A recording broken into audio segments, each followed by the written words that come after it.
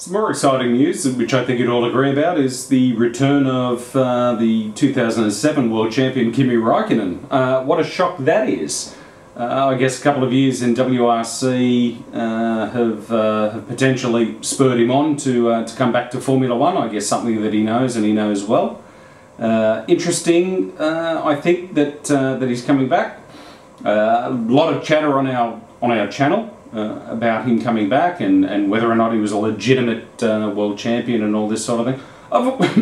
Excuse me. I've always liked Kimi Räikkönen. I think he's a wonderful driver, providing he's motivated. And let's face it, his motivation has waned over time.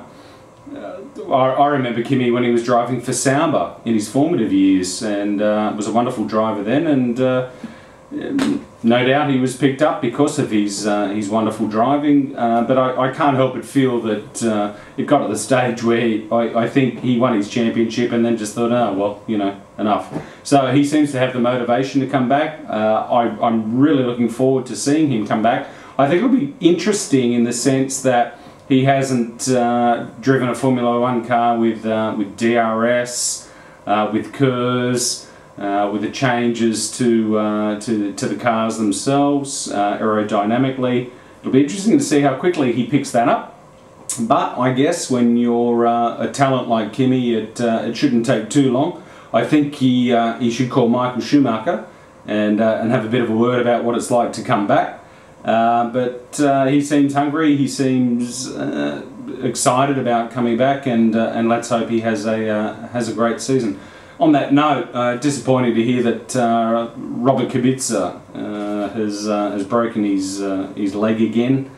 I don't know. I mean, I'm as stunned as you guys are. Robert's been through the ringers, as we all know.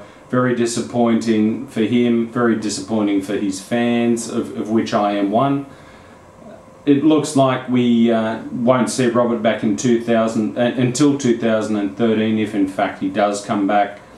I hope he does, and you know, with contracts and all that sort of thing, it'll be interesting to see if he can get a drive for a top team. Stranger things have happened, but all the best to Robert, and let's hope he gets back sooner rather than later.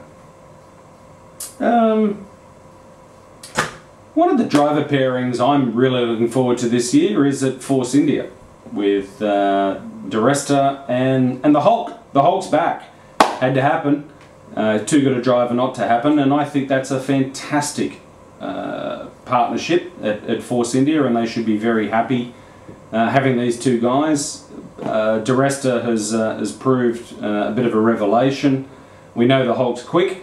And I wish Force India all the very best in 2012 and onwards, and I think they've got a wonderful driver pairing, both young drivers, and extremely keen and extremely hungry, and let's hope that we get some good things out of Force India in 2012.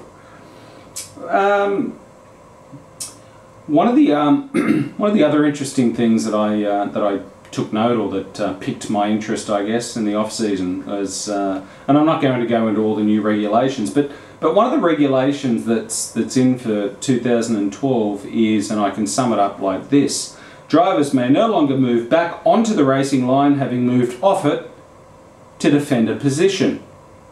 Now, we can all remember a year or so ago when Michael nearly put Rubens into the wall.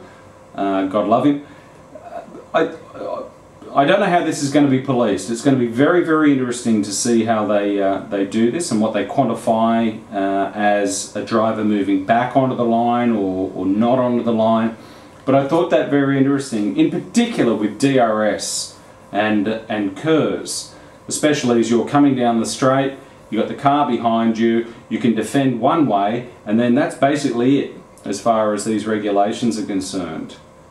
I don't know how it's going to work. I think it's going to manifest itself in the sense that a lot of people this year are going to go, well, did he move back online? Did he not move back online? So I think that's an interesting thing that we're going to see.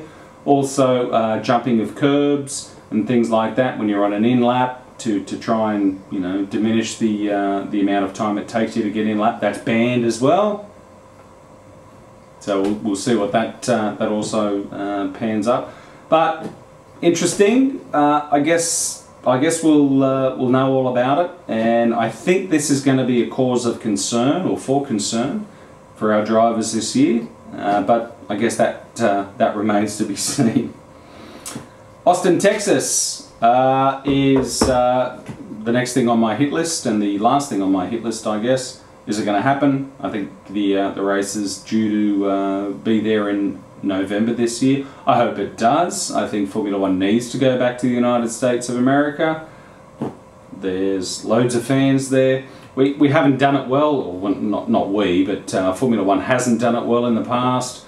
Indy was okay, I guess, but I don't think I'm letting the cat out of the bag here. No one really liked Indy as a Formula One track, I guess. I hope the Austin, Texas guys get it all together. It looks like a wonderful circuit. I really like the layout of it, and I love the undulations and all that sort of thing. So I'm really hoping that this one comes off. I guess we'll wait and see. Bernie keeps sort of stoking the fires, I guess, about maybe not, maybe not, maybe. It'd be great to have it. It's there on the provisional calendar for next year, and let's hope that our mates in the United States get to see their own Grand Prix back again. It's been far too long.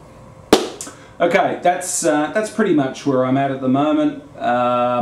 Thank you for continuing to comment on our channel, F1 Podcast. It's been great to read your comments. Although we haven't been doing too many videos of late, as I'm sure you can agree, Pep and I do read your comments. I'd love to have had Pep here tonight recording, but unfortunately we're both now fathers and all that sort of thing, so our time's a little bit limited at the moment. But I can't wait to have Pep sitting beside me so we can bounce off each other and give you guys a Formula One podcast or an F1 podcast that you're used to. And we look forward to doing that this year in 2012. I'm sort of going to make it my primary aim. Whether or not I'm with Pep, I'm going to do some podcasts myself. And I love your feedback. Whether you agree with me or not, that's okay.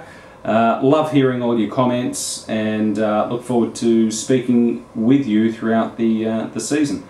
Until the next podcast, take care, and we'll speak to you soon. Bye.